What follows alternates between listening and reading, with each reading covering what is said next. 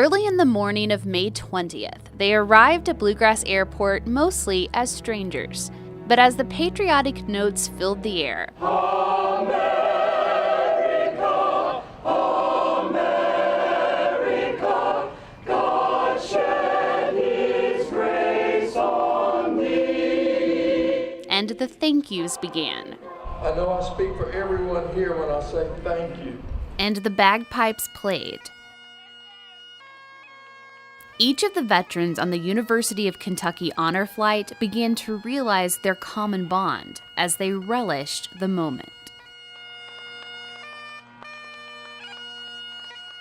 After parading through the terminal to board their flight to the nation's capital, the plane rose above the rolling hills of the Bluegrass, before descending into Washington, D.C., where they arrived to a special salute at Reagan National Airport.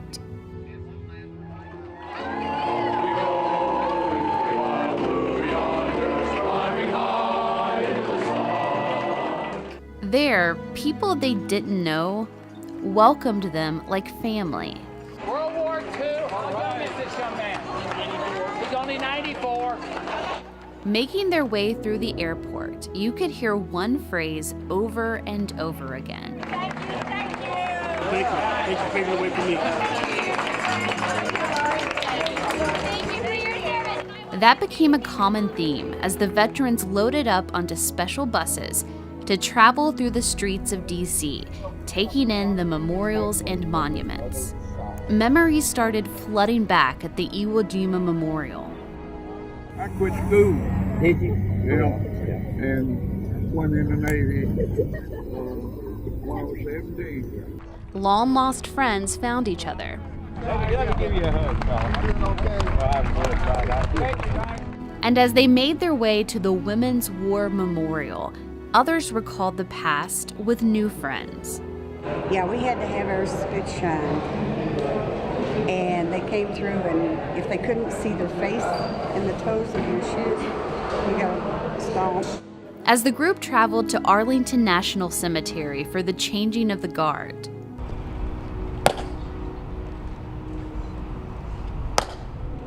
you could see the reverence and pride wash over each of their faces as they handed over the Kentucky Honor Flight wreath.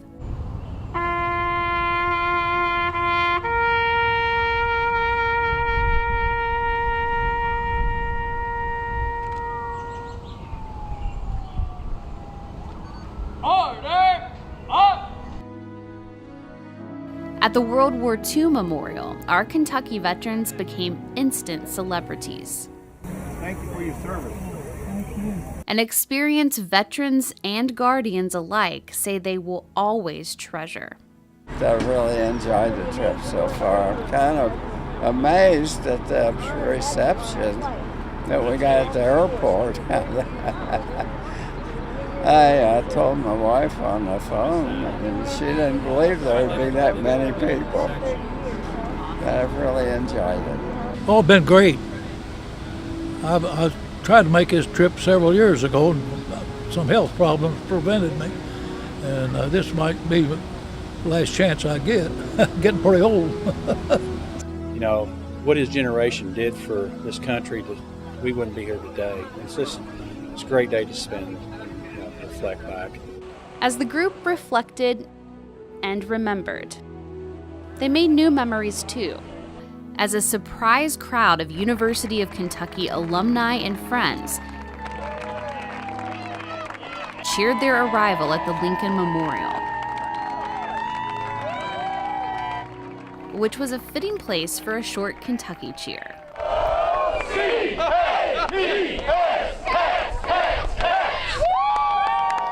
It was a meaningful moment, especially for the veterans who graduated from UK. Oh yes, it is special for me. Oh, I think it's a great thing for the university to do, and I really appreciate it. While it was a day of celebration, it was also a day of remembrance. At the Vietnam War Memorial, veterans searched for the names of those they lost. Here's the most important one to me. Names that for some veterans mean everything. Okay, I found the name of my platoon leader, Russell Steinem. On February 1st, 1970, 17 of us went out on a night ambush. A grenade was thrown into our perimeter. He pushed me out of the way, fell on a grenade, and subsequently died that night. So if it wasn't for that man, I wouldn't be here. Over at the Korean War Memorial, in the midst of tour groups, memories returned for many, as visitors who were actually from Korea showed their appreciation. They were thanking me at the point in the camp. They were thanking me. The feelings of gratefulness, respect, and reverence swelled as the group experienced the expanse of the United States Air Force Memorial, telling stories, posing for photos, and grabbing one last look at Washington, D.C. before a special mail call at the airport. Building lead.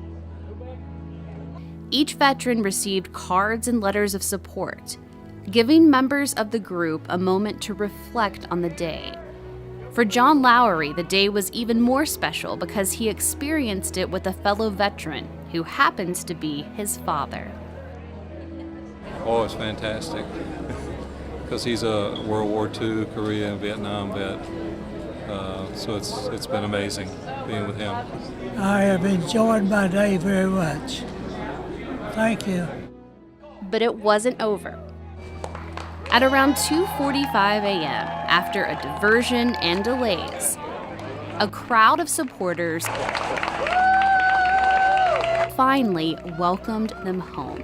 You think we'll miss this? It was a moment Thomas never thought he would experience. I never got to come home on an airplane. I came back on a stretcher, so I never got to welcome home. But when I walk through there, I'm getting my hands and knees and kissing the ground because it's pretty special. You know? I mean, it's a real big special. It's one of those moments I'll cherish for the rest of my life. And I want to thank everybody for it. It was beyond words for me.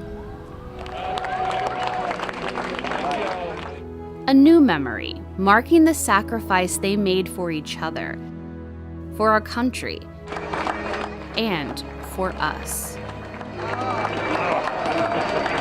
Welcome